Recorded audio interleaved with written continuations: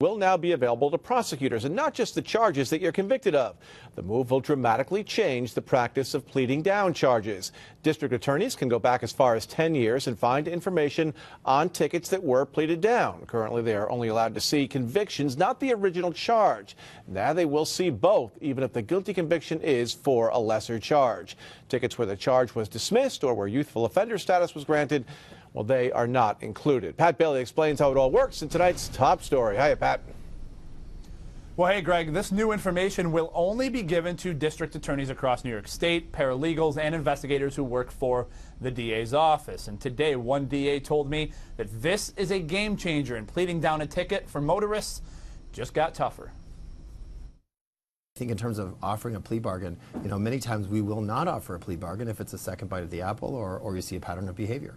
Governor Andrew Cuomo has opened up the books and is allowing district attorneys across the state to see your driving history, allowing them to go back as far as 10 years to see all tickets issued, even the ones that were pled down. No policy is going to be made based on this, but I think it's giving prosecutors a lot more information to make much more and better decisions. Saratoga County DA Jim Murphy says his department would have loved to have this provision if they had to go to trial against Dennis Drew, the man who admitted to manslaughter after a crash he caused killed 2 high school students on the Northway.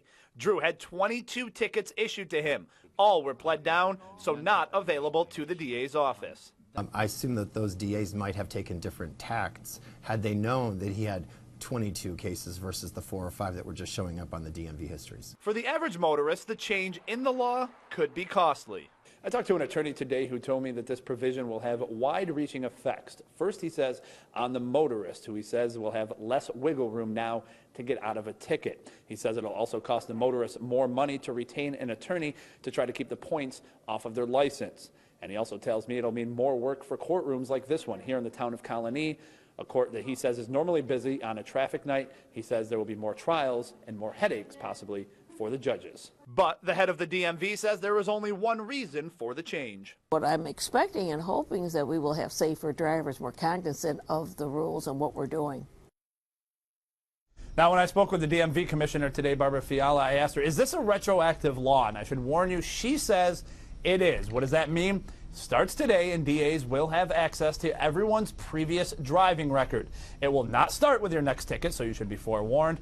And just how many get pleaded down? Well, according to the governor's office, in 2011, 112,000 speeding tickets were pled down to non-moving violations. So those are 112,000 tickets that before today, the district attorney's office could not see. Reporting in the Capitol Newsroom, Pat Bailey, CBS 6 News.